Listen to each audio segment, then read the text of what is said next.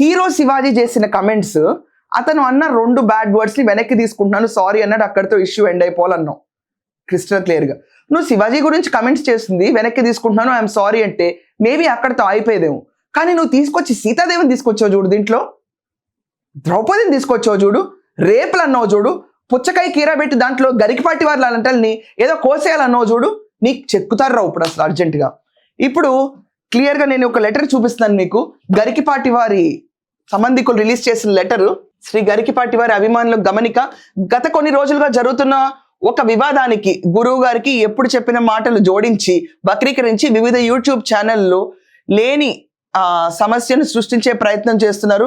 ఈ మధ్య కాలంలో వ్యూస్ కోసం గురువు గారి మాటలు, ఫోటోలు ఇష్టానుసారంగా వాడుకోవటం పరిపాటి అయిపోయింది. ఇవి పూర్తిగా అర్ధరహితమైనవి.